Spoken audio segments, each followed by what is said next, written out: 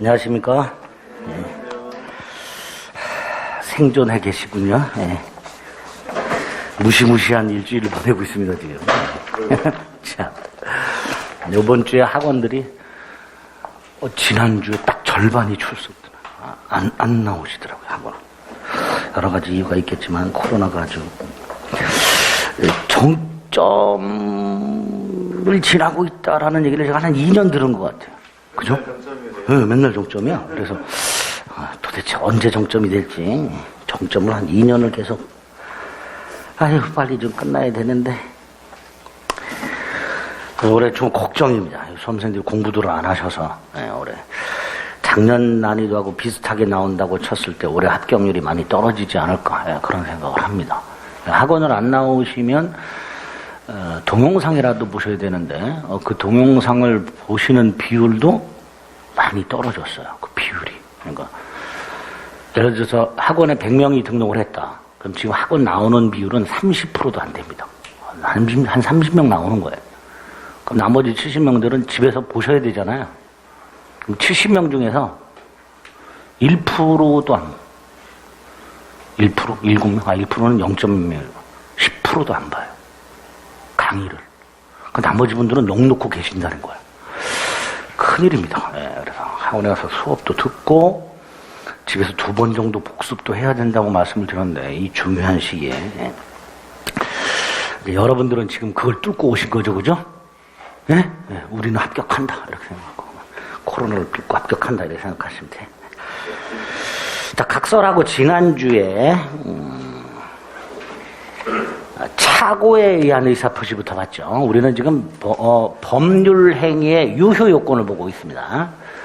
그 중에서 지난주에 착오에 의한 의사표시, 비정상적 의사표시 중에서 세 번째, 의사표시가 불일치하고 불일치를 표의자가 모르고 있는 이런 걸 봤죠. 109조 1항에서 중요 부분에 착오가 있으면 취소할 수 있고 다만 착오자에게 중대한 과실이 있으면 취소할 수 없다. 이렇게 되어 있고요. 2항에서는 선의의 제3자에게 대항하지 못한다. 이걸 이제 상대적 취소를 했죠. 착오에서 중요한 게 뭐죠? 중요 부분에 착오냐 아니냐, 중요 부분에 중대한 과실이 있냐 없냐, 이게 중요하다 그랬고요. 중요 부분이 아닌 거 외우자 그랬죠. 시가착오, 면적착오, 소유자 착오, 보증을 섰는데 가압류 등기가 원인 무효였던 경우에 4가지 기억해달라 그랬습니다. 그리고 그 중요 부분은 소송에서 착오자가 증명하라. 반면에 중대한 과실 있는 거, 공장을 짓고자 하는 자가 공장을 지을 수 있는지 확인 안 하고 땅을 덜렁 매수한 경우, 개인적으로 임야를 사는 사람이 임야도를 제대로 확인하지 않아서 엉뚱한 임야를 산 경우, 이런 것들이 중대한 과실이 있다 취소할 수 없다 그랬죠. 그리고 이 중대한 과실은 상대방이 증명해야 된다 그랬습니다. 착오자가 증명하는 게 아니라 착오자에게 중대한 과실이 있다라는 것을 상대방이 입증하도록 하고 있죠. 그 다음에 이제 몇 가지 확인해야 되죠. 중대한 과실이 있지만 상대방이 이용을 한 경우, 착오를 이용한 경우 취소할 수 있다.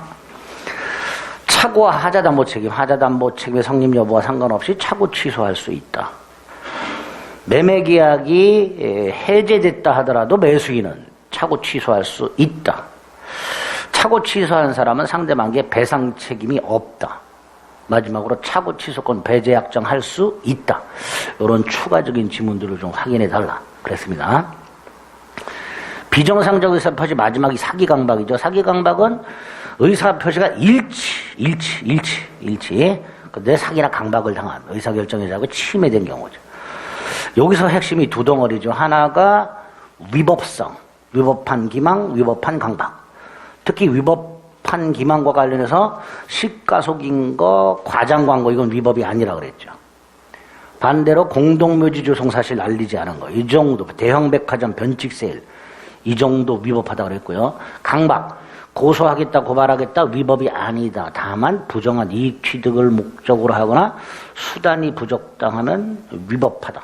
그리고 강박의 정도가 극심하다 그러면 무효. 이렇게.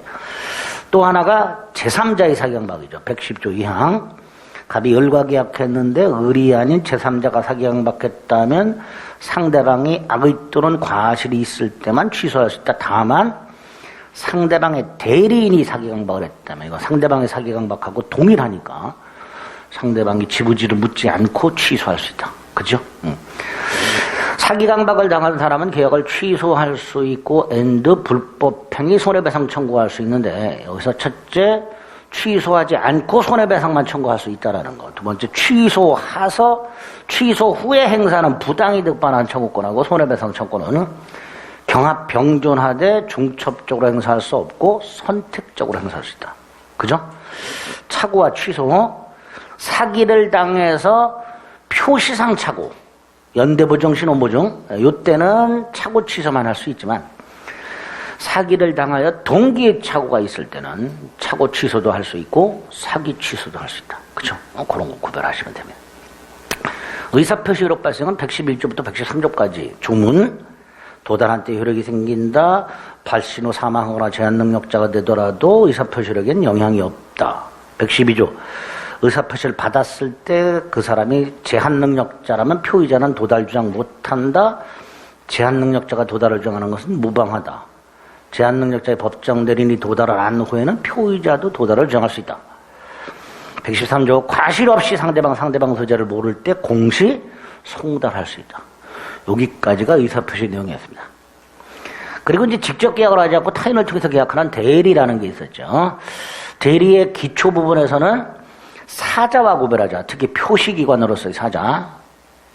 의사결정을 누가 하느냐에서 결정적으로 달라진다 그랬죠. 대리는 대리인이 의사를 결정하고 사자는 본인이 결정한다. 두 번째, 그 대리인의 행위가 유효하려면 대리권이 있고 대리행위가 있어야 되죠. 대리권 권한이라고 그랬고요. 특히 발생 원인에서 임의 대리는 수권행위를 통해서 발생한다 그랬고요. 대리권의 범위가 중요했죠. 능동 대리권의 범위 속에 수동 수령 대리권이 포함된다. 그래서 계약 체결 대리권은 수령 권한까지 있다. 계약 체결 및 이행에 관한 포괄적 대리권 속에는 연기 권한까지 있다. 그게 핵심이라고 그랬고. 대리권의 범위가 불분명하면 118조 관리 행위만 할 수 있고 처분 행위 못 한다. 관리 행위 중에서 보존 행위는 무제한.